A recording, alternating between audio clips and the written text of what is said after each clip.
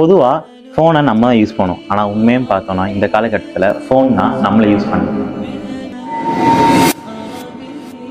பொதுவாக நம்ம சும்மா இருக்கும்போது ஃபோனில் நம்ம நோட்டிஃபிகேஷன் வச்சுனா உடனே எடுத்து பார்ப்போம். அல்லது நோட்டிஃபிகேஷன் எடுத்து பார்த்ததுக்கப்புறம் நம்ம ஒரு ரீல்ஸ் இல்லாட்டி 2 ரீல்ஸ் நடப்போம். ஆனால் எண்ட் ஆஃப் தி மினிட்ல நம்ம ஒரு 40 அல்லது ஒரு 80 ரீல்ஸ் பார்த்துருக்கோம். ஏன் இப்படி பார்க்குறோம் அப்படின்னு பார்த்தோன்னா, நம்ம பிரெயின் ஃபஸ்ட்டு அண்டர்ஸ்டாண்ட் பண்ணும் பிரெயின் எப்படி ஒர்க் ஆகுது அப்படின்னு சொல்லி.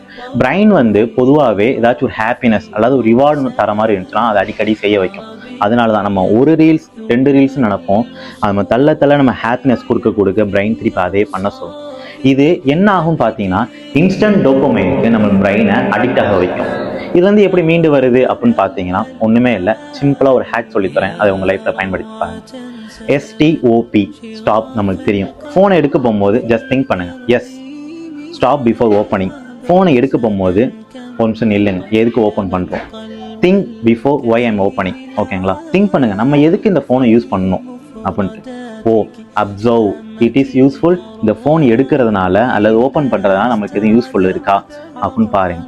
P, proceed. அப்படி யூஸ்ஃபுல்லாக இருந்துச்சுன்னா ப்ரொசீட் பண்ணுங்க, அப்படி இல்லையா ஒதுக்கி வச்சுருங்க. இதை நம்ம லைஃப்பில் பயன்படுத்தி வந்தோம்னா ஃபோன் நம்மளை யூஸ் பண்ணாது, நம்ம தான் ஃபோனை யூஸ் பண்ணுவோம்.